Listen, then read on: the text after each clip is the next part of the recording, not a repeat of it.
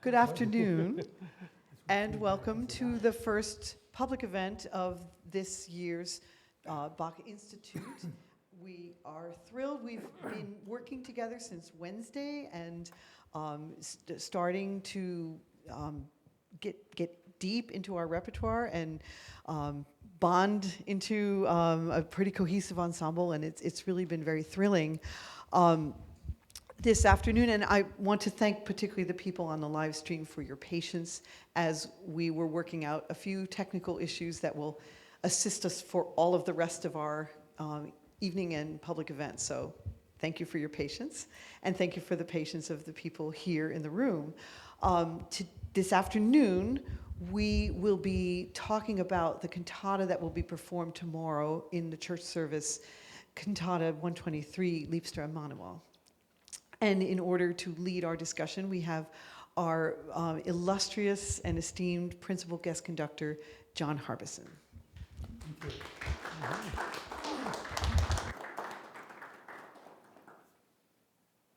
I'm happy to say this is a piece I didn't know at all. Even as I have gone back systematically lately to try to close that gap. And it's been a pleasure getting to know it. I did a few things that I sometimes do, just trying to see whether the plan of a movement is following a certain kind of organized way that I seem to be perceiving as I study. And I could answer again definitively, no, it's not. Piece seems to have been written in terms of its proportions absolutely as it goes, instinctively.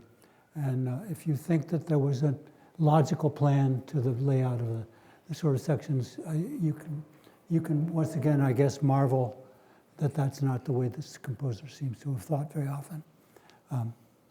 But it's also a wonderful and very distinctive colored piece. The Bach cantatas don't run together. I think Brian's probably had the same experience, that the color of the piece, the sound of the piece remains a different character. And I'm not quite sure how this is achieved, because there are probably other pieces with more or less this orchestra and with these forces, but this piece is, at least in terms of the way the color stays in your head, is distinct. And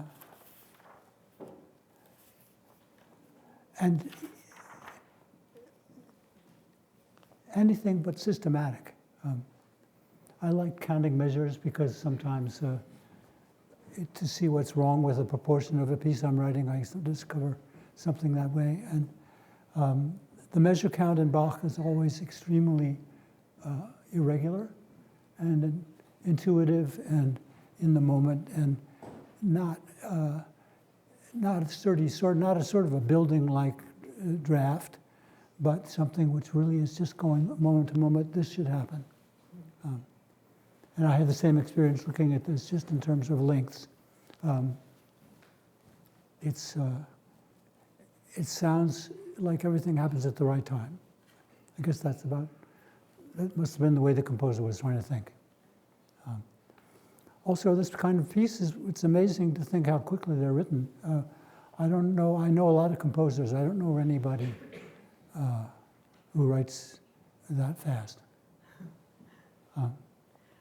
And we have some chronology to demonstrate that certain of these pieces the start to finish date of score was as quick as we've always been taught. How quick is that? Within the early part of a week. Can you say that again? How quick was it? First 2 days of the week before it was going to be passed out. So Leaving about enough time to coach it. Mm-hmm. Yeah. would he ever be working on pieces for the future? Oh, very often, yeah. But there were certainly a few times when he was working right up to the minute. He had a very powerful machine. He had a whole bunch of scribes and assistants. And the actual basic teaching of the parts was not his problem.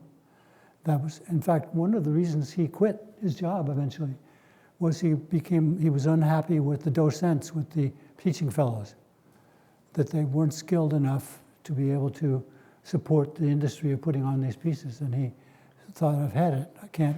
If you can't give me better people, I don't want to keep doing this. Mm-hmm. And that's all what the letters say. They seem very ill-tempered, but on the other hand, if you look at it from the other side, he couldn't really continue the operation without the functional things that he was insisting on. I have a question about the measure count, because I thought that was fascinating. I know that in chorale cantatas, the structure of the opening movement is often very tied to the length and the repetition of the chorale melody. Mm-hmm. But what is up to Bach, of course, is what he does when the melody is being used. And did you notice, as you were doing that analysis, are the interludes particularly asymmetrical or surprising? Yeah. I thought there was going to be a much more symmetrical plan. It feels like they're coming in the right places. But it is a little bit looser structure than you might often have. These moments where the same rhythmic pattern is repeating measure by measure, and you just need to maneuver the harmony into the right connection. And I think he's just working very, very much with his ears and not pre-planning very much. Because writing down as I sometimes like to do, the length of the different sections, it's quite startlingly diverse and uncalculated. And it came out sounding good. I think that was about where he was. I think so. Where he was, yeah. What I think is interesting about that, John, is the fact that we were also remarking on how omnipresent the motive is, mm-hmm. Which feels very calculated and also would make us think the opposite. It would make us think that it's extremely, planned. So it's fascinating to realize that when you look at the actual length of distance between the statements of the chorale, that they're actually not so structured and not so planned. They really aren't. And I think it gives the sense, if somebody who's composed a lot I know you have this feeling that sometimes you don't want to know exactly in any mathematical way what the proportions are. This movement sounds so convincing in terms of where things happen. In performing it, you notice that it's not at all predictable. You better pay attention. That the lengths of the sections are not easily guessed, but it does seem to flow very, very naturally, and it has an amazing sense of economy of material, which is something that Bach has mastered. That is, many composers, you would say, not a good idea to furnish a piece with as few shapes as we have, say, in the first movement of this piece. Uh-huh. What is supporting that, I think, is that the flow of the harmony is extremely gravitational, so that you feel that something very purposeful is happening, in spite of the fact that the material above is almost entirely undifferentiated, and a rather large opening movement is constructed of very, very few shapes, which is true. It's not so true of Bach's period as it is of him. John, you mentioned the economy of means here, because I find this somewhat of a singular cantata in that way, because often in Bach you'll get a motive, but then it's developed or tossed about in a way, or there might be 3 or 4 ideas, where essentially there's one idea. And that's the pom, pom, pom, that keeps coming over and over again, this litany or this motto. And the supporting material is simply eighth notes. Triplet eighth notes. Triplet eighth notes. Yeah. And yet he still manages to create something that is compelling with such economical material. And I think that the thing that keeps it lively to the ear is that the way that constant little rhythmic shape that you just sang appears is not exactly always where you think it's coming. Mm-hmm. If you're just going to guess, you won't be right much of the time. But it is true. That's over and over. That's what he has. The other It's thing the first phrase of the chorale. He likes it when the chorale tune is that valuable to him. Can't always be true, but it seems like he's very happy to have that be the genesis for everything. And I tried counting phrase lengths. It only seemed to demonstrate that the composer was not thinking about that. I love that because, of course, there's such a strain in Bach scholarship about Bach's numerology and the fact that there were entire industries about the perfection of the numerology in his music. And what we're finding is this piece doesn't do that. I wanted to ask a question about harmony because I was thinking about the melody, the fact that it's a B minor chorale, but the very first thing that we hear is the minor 7. Right? And I also noticed that he tends to harmonize the chorale in thirds. Like he adds a descant above the chorale tune a lot, which seems very unusual. And he used the two basic versions of that little tune. He uses the major and the minor, the modal on them. And that lends a certain variety to the ubiquity of the motive. Baroque composers were not bothered much by ubiquitous motives. I think it's partly because the fluency of the power of sort of making their formal moves, they always sound fresh because the environment changes so much. So that little tune is heard over, if we counted the number of subtle ways that you harmonize it. I was also Many. noticing that, because of that minor 7, it feels more modal and less sort of diatonic than sometimes we hear chorales, and I wonder... Though he freely uses both dee-dee-dee-dee-da-da and dee-dee-dee-da-da-da, he uses the modal and the harmonic almost just in the situation, just as it falls. Right. And obviously, in terms of its value to the composer, that they're the same. They react only to the harmonic situation that they meet. And then, of course, he also uses the inversion of that motive. In melody, also uses the inversion. And then, of course, the texture of the chorus in general is what some people say always looks like wallpaper. It's these little groups of 3 notes under a slur. 3 contiguous notes, and that seems to be texturally never absent. I wonder, I didn't try to see whether there's a measure of the piece without it, but not to my eye there, not there. And these are huge double pages with lots of music. It may be that the triplet motive never leaves. It never does. Yeah. No, it's omnipresent, just like the name of Immanuel is omnipresent. I guess we can say that shouldn't work. Shouldn't work? Well, if I'm thinking about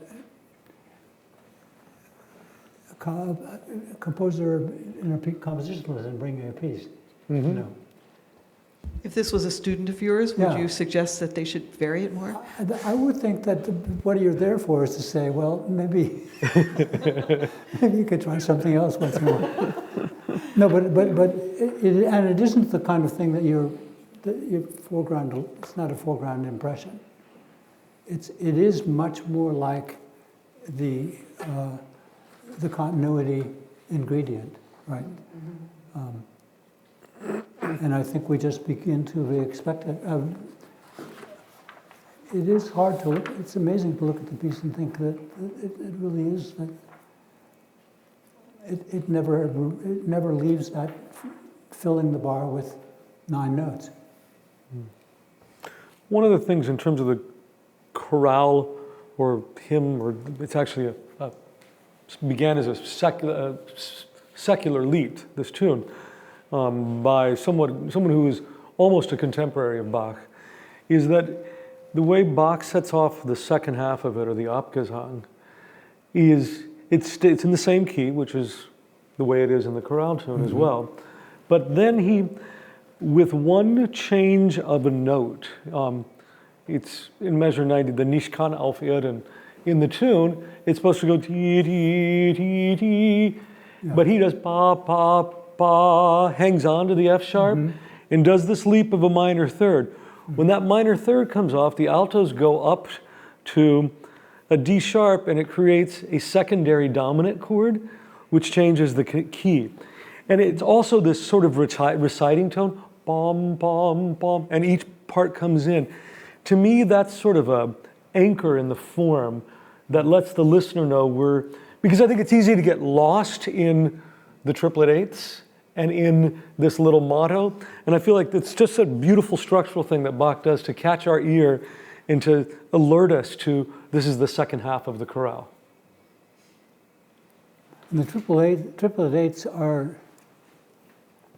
it's really not very many eras of music that composers felt comfortable with the idea of a pulse element that is ubiquitous. We've heard enough music from this period that we're not so surprised, but this flow is really it is like the pulse. You know, I guess it would be in certain ways more effective to keep it going than to stop it. Yeah. Chime in another thing about this. This Sunday, it was written for Epiphany, and the cantata the previous year, 1724, his first Epiphany in Leipzig at the Thomaskirche, is Cantata 65, Sie werden aus Saba alle kommen, which is in 12/8, but it also has this ubiquitous string of triplet eighth notes throughout. And it makes me think, I mean, the whole readings for that Sunday were about the wise men traveling to Jesus to bring him and offer these gifts. And I always feel like these triplet eighths are traveling music in some way. And like that opening chorus, they're ubiquitous, they never stop. And of course, there's the numerological significance of three, which I mentioned to some of you earlier on. You know, the three wise men, the Trinity, that is throughout a lot of Bach's music, but especially I think when he puts something in a compound meter, like 12/8 or 9/8, it's much more sort of at the forefront.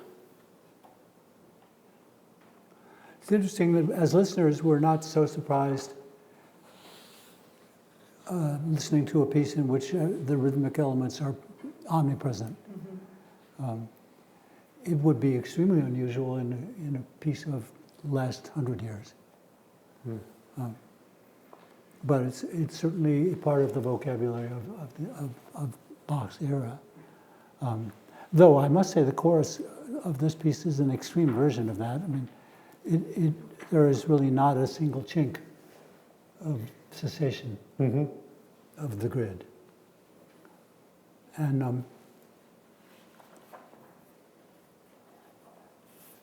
it conveys a kind of conviction about, because the tune doesn't need it, right?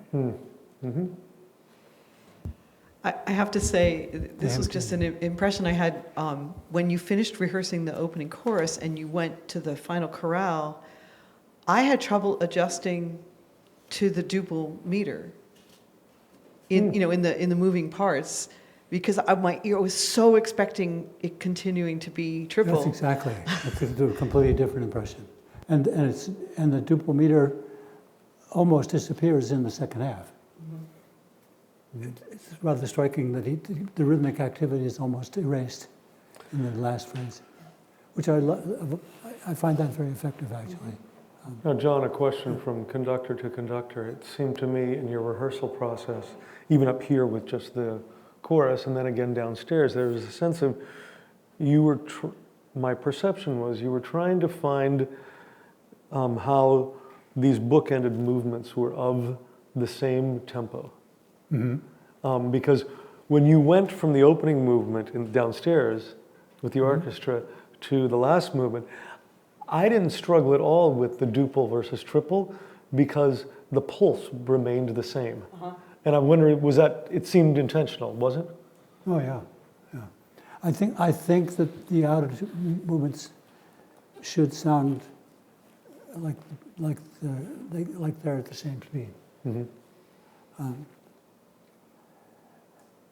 Though I must say the chorale's unusually plain. They're almost devoid passing notes or anything fancy harmonically. He really seems to feel like this piece really has earned a very rather stern and spare final, because we know that some of the final chorales in these pieces are elaborate part writing. The part writing that when I first met this cantata, I thought this sounds like the thing we would ask a student to do as practice, to an unembellished version of the chorale. Don't get fancy. Little part writing exercise. Just find the right chord.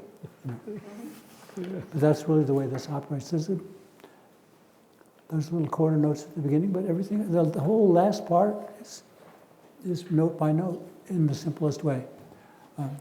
It makes a great conclusion for the piece. It's as if we don't need the churning, the inner elaboration anymore. No. My reaction to the final chorale was it was just so song-like, and Ryan's telling us that it was originally a secular song, and I think, of course, chorales do come from songs, whether they're coming from secular songs or hymns from the Catholic Church, but this one just, I guess partly because it was still in 3, it just felt so sweet, right? I mean, I think the fact that there isn't a lot of complexity in the inner voices contributed to that too. We don't know, we can't quite imagine which of these tunes that Bach adapts often from popular songs of the time would have been known to his audience. It's entirely possible that sometimes he would know about songs that were not really that popular, but if they were popular, the listener's stance and associations is very different from ours. I mean, if they were in the culture. And I'm going to posit that this one would have been known. It was a Saxon poet and musician whose last name was Fritsch, and the song comes from 1679. So, that was relatively contemporary, and he was from Saxony. I think it's quite likely this was a tune that might have been known to Bach's congregation. Yeah, which was really an important thing to consider here, because the way of involving the listener in the both simple and very complex movements, certainly in complicated contrapuntal movements, that idea of a familiar tune is something Bach depends on a lot to guide listeners through terrain that may not be easygoing for them. In fact, releases him to try all kinds of things, because if the tune is there and the listener's got an anchor. I don't know any contemporary music that deals with things that contemporary in the same way. It could. Contemporary symphonic music that has top 40 embedded. Well, I was thinking of the older technique of the parody mass. It's sort of a sort of new version of taking a tune and then repurposing it for a sacred context. And it made me wonder, what tunes would we take from our culture and reimagine, in some kind of a modern cantata. That would be an interesting game to play and sort of speculate.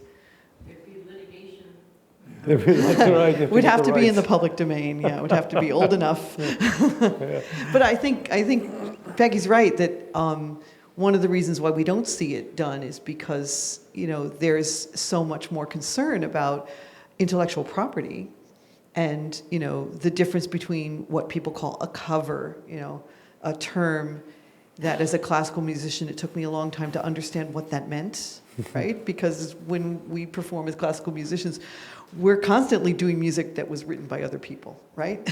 we don't do our own music, we do other people's music.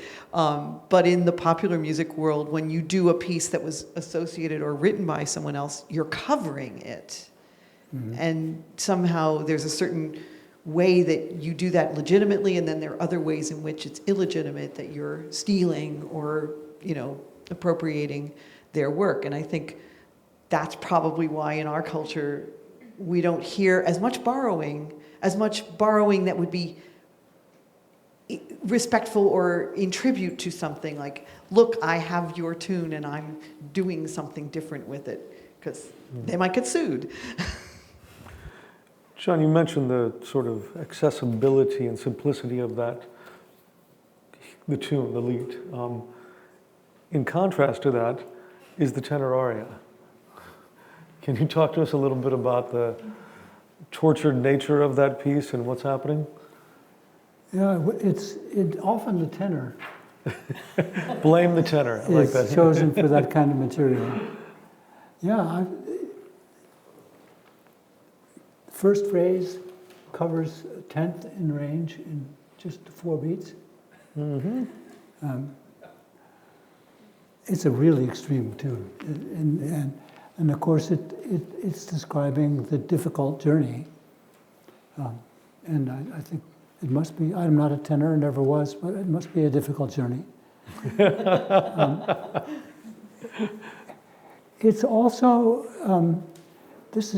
Actually, this movement of where the tenor starts with this amazingly elaborate opening phrase, it is a case of a text where the tenor kind of works himself through to sort of reconciliation. It seems to me the tenor he leaves this piece in better condition than he begins, which I think is some and of course it's one of these negative aspects. He's over and over saying this doesn't scare me, and his line keeps showing how much it scares him. Mm-hmm. It's one of those interesting things that you can do in music. You can express something that's worrying you and you're not in touch with at the same time that you're in touch with it and it's not worrying you. I've always loved this. I love this capacity of Bach to find a way to be both ways at the same time. I mean, he's saying this very, very hard journey of the cross, it is. Well, it's two things. It's very elaborate, and that's extreme. And the tenor must thinking, "Wow, am I really going to be able to do this?"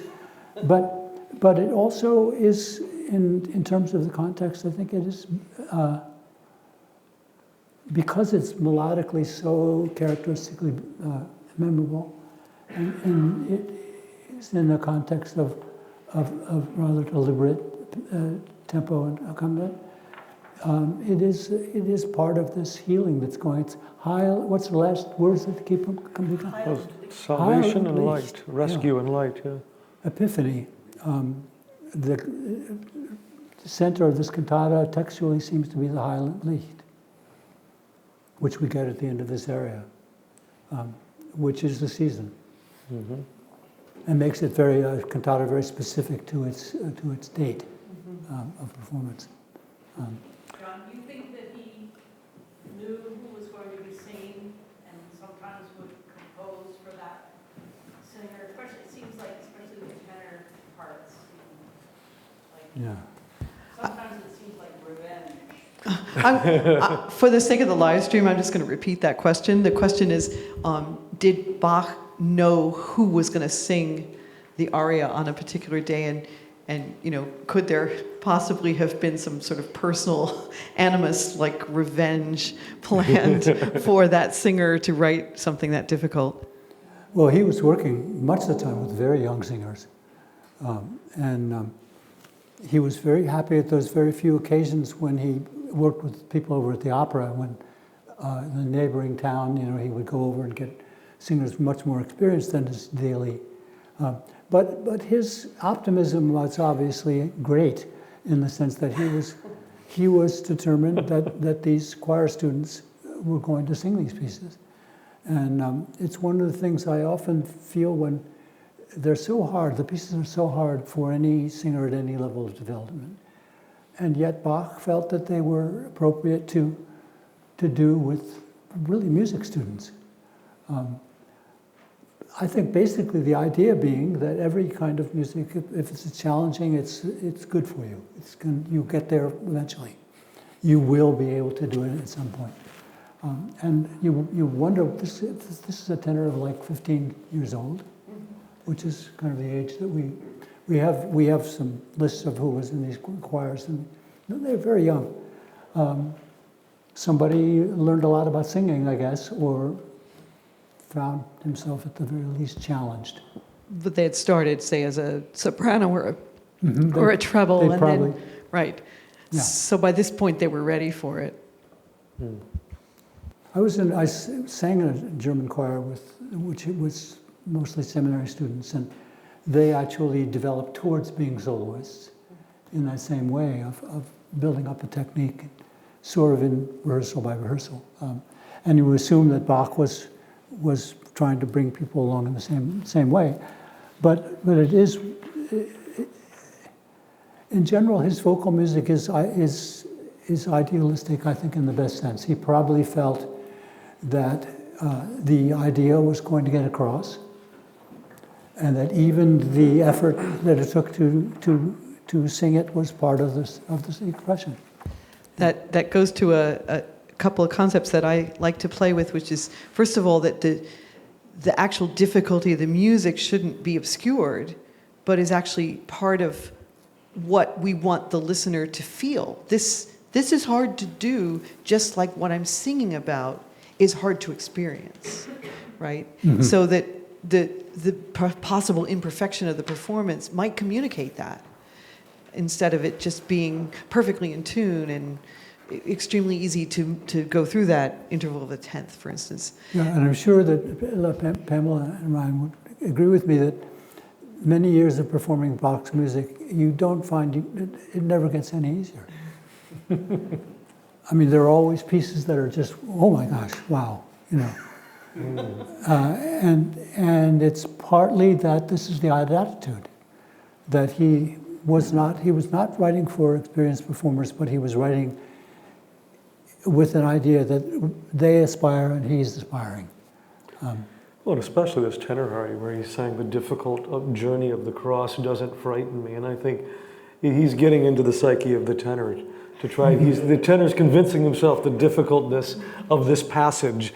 This vocal passage doesn't frighten me. There is a fearless nature one has to have to approach this music. The other thing I was going to say is that as a chorale cantata, we know that, well, I don't want to make assumptions, but there were 7 verses of this hymn? I forget, Pam would know better than me.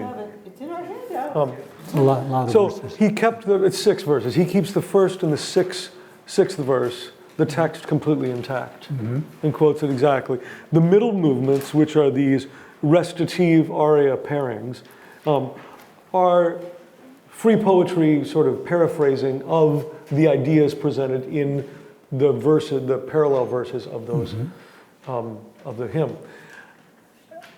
I'm often interested to track if there is a way in these chorale cantatas that there is a presence of the chorale tune in any way across the movements that aren't directly the tune, meaning in this case the outer movements. And you know, this is sort of a Where's Waldo hunt that I go on here. But when I look at the B section of the tenor aria, the continuo line,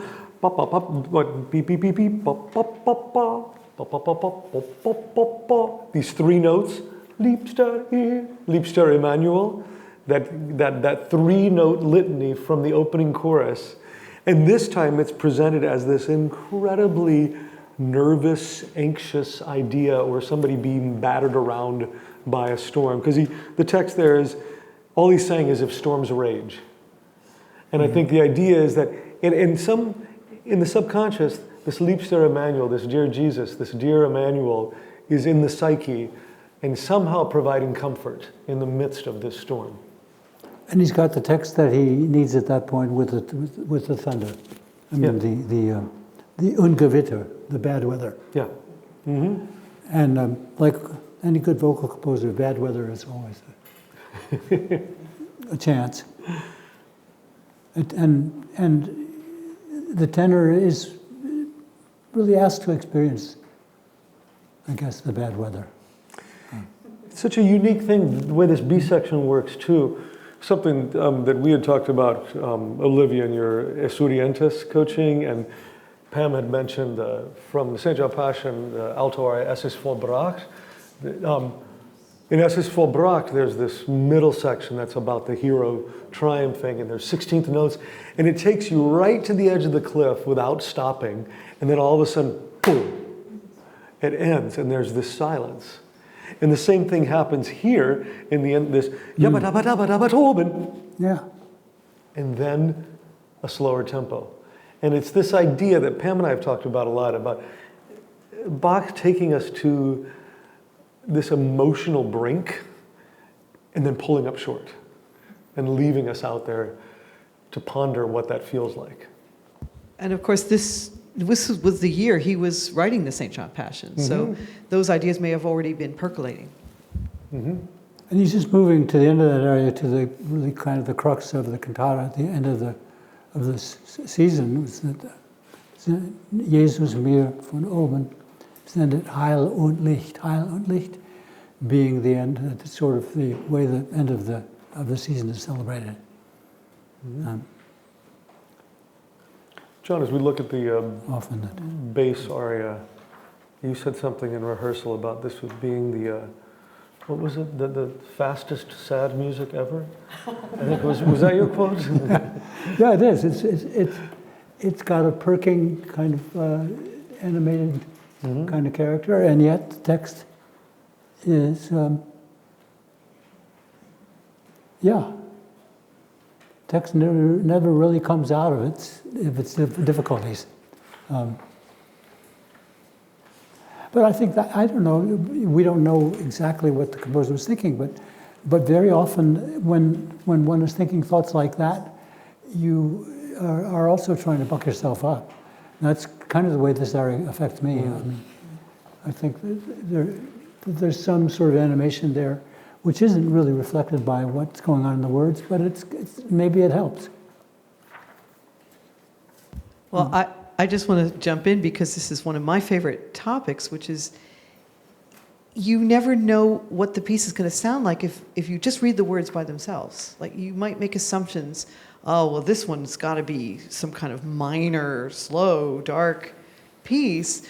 But what Bach is so often doing is speaking to us musically to show us a different side of the words, to go behind the words, underneath the words, sometimes contradict the words. He's bringing up sort of so much more depth and emotional complexity in what he does musically, and I think that's a big challenge for us as interpreters to ask that question. Okay, words mean this.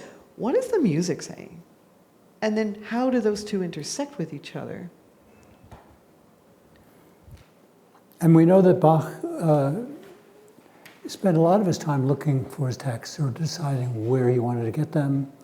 He actually did, in his last phase, he goes back to some of the early writers because he feels like his environment is not serving up text anymore. He's clearly looking for the material that he can still animate his musical thought, and goes back to, in the last Leipzig phase, goes back to some of the earliest people that he was working with. They're not, actually most of them aren't around anymore, but they're people he knew in Weimar. Mm-hmm. And he felt like that will give him the bolt of focus that he needs to be able to keep writing these pieces. We think he wrote his own. I'm always interested when some scholar says Bach wrote his text for this piece. Someone always questions that. Do you think this is one of those? I was wondering. Particularly the wonderful place at the end of the tenor the tenor piece comes to the Heiland Licht, which is the thing that the end of the season is exactly where it needs to come to rest. Mm-hmm. Also, I love this fact of a sort of a perky sounding area and a text which doesn't seem to go along. Mm-hmm. There's nothing that says that the character of the vocal line has to reflect completely the character of the undercurrent. And what do you think about pairing the bass voice with the flute? Something he does very rarely. It's kind of good. It's really, really very effective. Though the flute, when we look at the text of the music that's going on with the flute sounds much more cheerful than what the singer is singing about. If we have the association with the flute of being having a certain spark. I think there's also something reminiscent of, not reminiscent, looking forward maybe, Haydn Farewell Symphony, and this idea of the texture getting more and more thin and bare, and where the opening chorus is, for Bach, was a pretty lavish orchestration, 2 demurs, 2 flutes, full continuo section, string section, the full choir. We have the tenor aria, which is dense. It's like a quartet with the 2 demurs, a rather involved continuo line, and this tortured tenor line. And then it's almost like he pulls the rug out from underneath you with the distance he's creating between the flute and the bass. And it feels quite bare in some fashion. And then when you get to the final chorale, especially, which we never even talked about, that repeat that Bach seldom wrote dynamics in his score, but he very clearly puts the repeat second time, or volta, piano.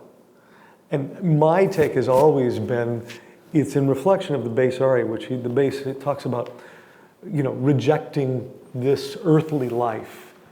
And I think that repeat is the believer distancing themselves from the earthly life, getting further and further away, and that's why it's piano, and it sort of evaporates. So I always feel like this piece goes from, rather lavish forces, and it's taking away slowly, slowly, which is representing the distance from the earthly life. And the end of that chorale does seem to be the second time piano is because it's going to suddenly confront us with legt im Grab hinein, which is a darker place than the cantata has generally spent its time.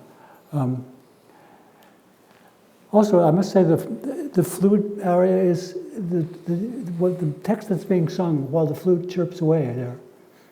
Yeah, they're at odds with each other, aren't they? Definitely not communicating in a normal way. Actually, when I first started this, it's very original. The flute is associated usually with particularly in a quicker tempo, with this kind of upbeat idea of life. But that's not really what the bass singer's singing about here. Although Betrübte Einsamkeit. Miserable loneliness. Yeah. But I think there's a little hint in the B section, because what we discover is that what the bass is saying is, actually, I wasn't alone at all, because the whole time Jesus was there. And I've been toying in my own mind with the idea that maybe that's what the flute is, that the presence of the Redeemer is, when we feel the most lonely, we're missing the idea that he's really there anyway. And there is a wonderful moment at the end of the B section where the 2 voices really kind of play with each other. And I always think of that. I'm sorry, please forgive me, you all hate me now, but that motivational poster with the footprints in the sand. Footprints, and, why were there only one set of footprints? And that's because I was carrying you at that point. I always kind of have that image of this lonely man who discovers the companion who was sort of invisible but present. It does seem like a rather spontaneous entrance of the flute. The flute's been out, and then suddenly joins. It comes to the 11th hour in that area, right at the end. It always seems like, to me, it's a very voluntary kind of, yeah. If you're that lonely, I'm chiming in here. Betrübte Einsamkeit. I always think when a composer sets that someone like Bach, whose thought world must have been so probably grounded by his big family, but he's thinking about, in the way he thinks about these cantatas, the way he thinks about writing music, he's not in a sort of an ordinary mode. Must have been not so easy for him to be a kind of a natural social being. He had I think his 13 kids took care of a lot of that. But it's a philosophical mind, and sometimes he finds a text like the one that Brian's just talking about that seems to suit his particular, I would have to say, isolation's too loose a term, but his distinctive place in the society. He's doing something incredibly self-driven. He took the job, particularly the Leipzig job, so seriously. And the way, if you track them, I'm sure that people are here every week at Immanuel think, this composer was on the job every week. Each piece was an opportunity. And it looked maybe to the world like not a great job. And certainly there were a lot of people strutting around as composers who thought they were had much better deals than Bach did. But Bach approaches this work in the way of immense opportunity. And you do learn something about him by the things that he responds to. And Ryan was responding to the idea of the aloneness, which comes up in you don't necessarily find that very often, but there are texts that come there. And I think he's glad to be there. The isolation of genius, is that what you're thinking? Who was he going to talk to? He had those very, very talented kids, which certainly counts for a lot. And they were entering his profession, and they were very ambitious, and they were certainly a means of the mode of communication. But I think that otherwise, his ambition is so much not shared.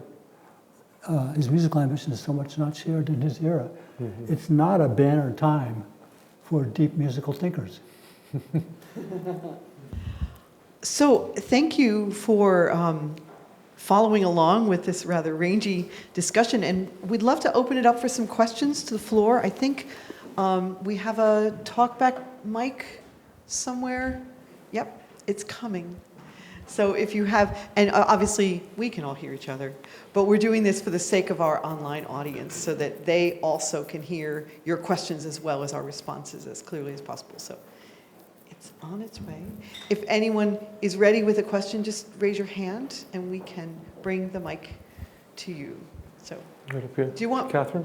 Yeah.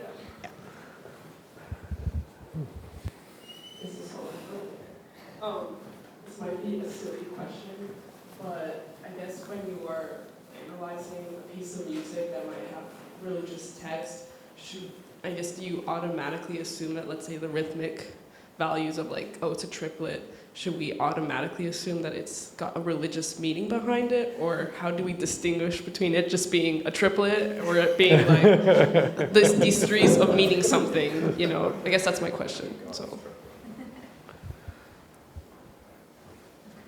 Boy, I never thought about that. I don't think composers were thinking too much in terms of religious symbolism. But they were thinking about what the text enabled them to do. I mean, I think people writing vocal music, the text was a way of making themselves more intelligible to their listener. And the choice of the triplet,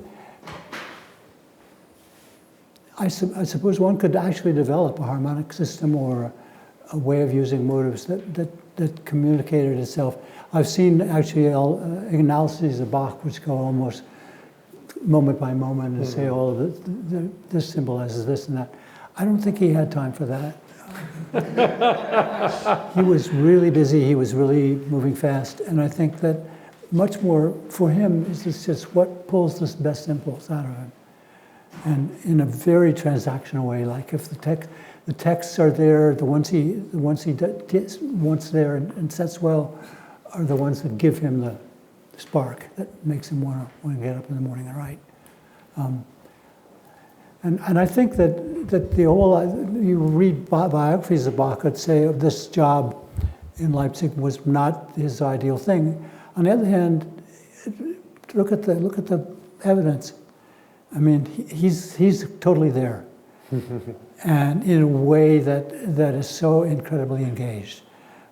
So obviously, when he sits down to the table, he knows that he's just fallen on an amazingly good opportunity. His one peculiar thing is that he doesn't seem to take in too much into account the level of his performers. So the way we hear it here with Ryan and with these performers is certainly not something he could have expected week to week. Any other Yeah. questions? Comments?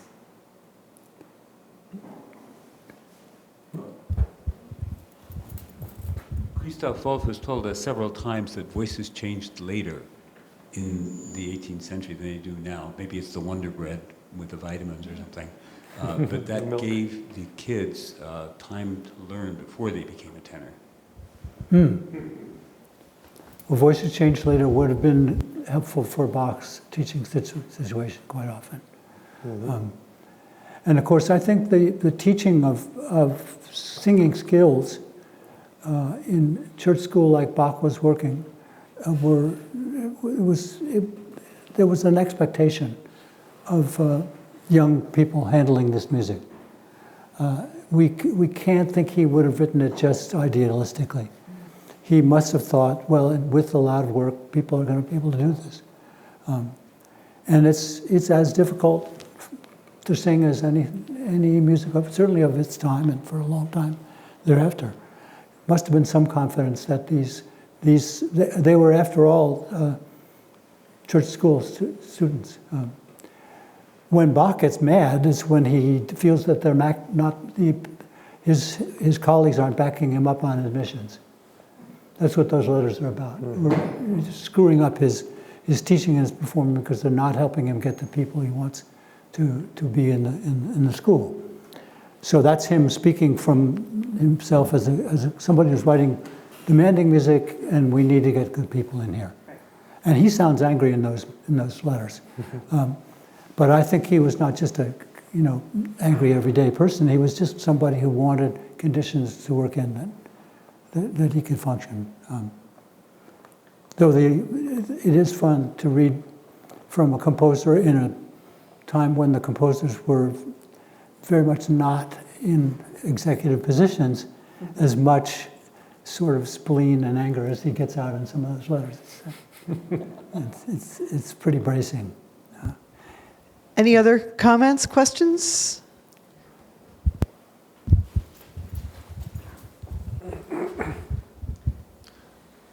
As an oboist in Bach's music, there's a lot of, you have to be kind of familiar with the oboe d'amore, and the English horn with all of his music. I wondered if there was maybe some grander identification that Bach would use certain, like the English horn more for certain moods than others, or if it's really more just, I like the English horn for this one, I like the oboe d'amore for this one. I was wondering if there's some sort of grander association with each of the instruments. I can answer that. wait. Here. A lot of it has to do with the key that the piece is in, because each instrument, the demurs and the English horn, are transposing instruments. So a piece that's in a horrible key for the oboe is often a fantastic key on the oboe demurs. I mean, the timbre of the instrument is important, but the key has a lot to do with it. That's helpful. It's also true that the English horn, what we call the English horn, was the oboe da caccia, which was a relatively new instrument. And I think it's possible, and I know Peggy will have an observation on this, that the way he uses that instrument, I think, is very carefully programmed. You know, because it's obviously a much lower register even than the demurs, and has a very different color. So modern players tend to think of oboe and English horn, and demurs is an instrument that isn't scored for much in modern. But I think that if you look at the Bach scores, oboe and oboe demurs are almost equally used, right? They're pretty much equivalent in terms of how frequently they turn up, but the programming for the oboe da caccia, I think, is very specific. There's one other thing that I think is really interesting, and that is that he rarely puts the oboe with flute. Almost never. It's always with the oboe demurs. And then there's some with English horn, but almost nothing with flute. And when I think about it, I'm not really quite sure why. I mean, the blend of a flute and a demurs is fantastic, but still.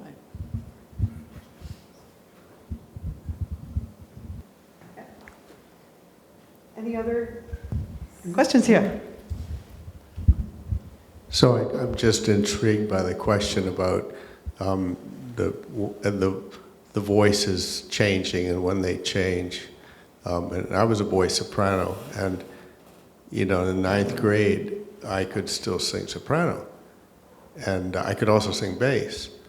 And I think it's partly, I'm just curious. I'm thinking more about that. What does that do for your voice? What does that do for your, ability to maintain a certain register when your normal voice has changed?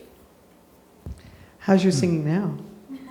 I sing tenor, yeah. Do you still sing soprano? I can sing alto. Yeah.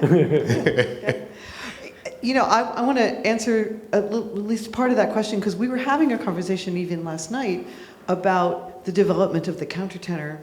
I don't mean in history, I mean sort of present day singers who choose to sing in the alto register as, adult males. And I was commenting that I can think of some examples of very fine countertenors who sang in choirs as soprano, or at least as treble, right? But that I think a lot of countertenors didn't necessarily do that and found their high voice after their voices had changed and sort of discovered it later. I think that some extremely proficient countertenors learned a lot about vocal technique and a lot about healthy singing when they were children and were singing in that upper register, and were motivated to keep using that same technique and that same sound as they matured. But I think this would be a great question to ask someone like Reggie Mobley, who is not only a great countertenor, but is a real thinker about the art form, to see, what he's learned from colleagues about their different paths to finding this technique in this voice. Because we also know that there are singers who bloom prodigiously and then struggle and can't have the same longevity. So you can't point your finger to any one approach.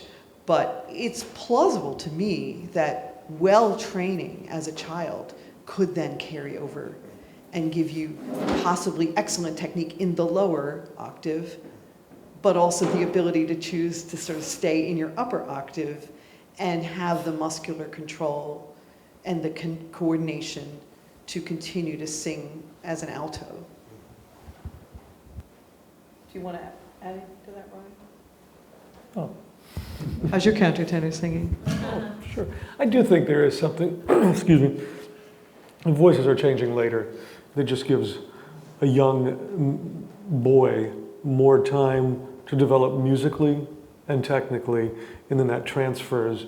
And I think that it makes pedagogically speaking, makes the transition from when the voice changes simpler because you have a more fully formed technique in your upper register. Actually, that's fascinating when we think about the writing for tenor, right? And how high some of these parts are written. The expectation of how a tenor approaches those notes, if we remember that they were all trained extremely well as altos or as sopranos, they could tap into that. Yeah, and as every tenor, I say every tenor, any tenor that sings Bach and does so successfully, I think is very much in tune with their head voice and how to find a good mixture of registers. And it only stands to reason that if you've had a longer time singing in your upper register, that technique is more fully formed and can apply to this mixed register that tenors really need when singing high. We don't so often hear the soprano parts sung by young male singers, and clearly Bach is very careful about psychologically, I think, the texts that he wants to assign to the sopranos, because he knows they're going to be younger, much younger people, and you want to teach them not only the part in terms of executing, but find a psychology that will locate well with the singer. And the choice of text and for the Bachian soprano obviously are thoughtful on the part of the composer. He knew that he's working with a less mature and that could also lead less to experienced musician. Yeah. Proportionately speaking, the voice part in Bach's cantatas that have the least number of recitatives Exactly. is the soprano voice. Yeah. And I mean, I've always thought that, and singers, you probably know that recitative singing is often much more difficult than singing an aria. Yeah. And often, also, I think some of the more thorny and difficult texts in terms of sort of psychologically getting around them happen in the recitatives in some ways. Do you have a question? Any other questions? Well, if not, I thank you again for joining us this afternoon and for some stimulating conversation.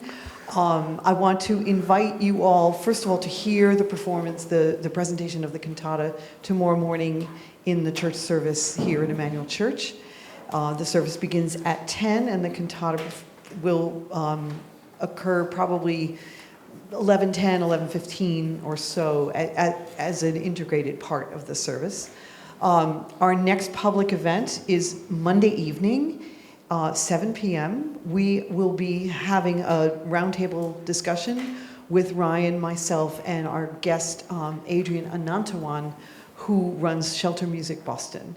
And we'll be asking more questions about Bach and society, how Bach thought about, or what his music and his libretti are showing us about how he thought about the way we interact with each other and what a well-ordered society should be.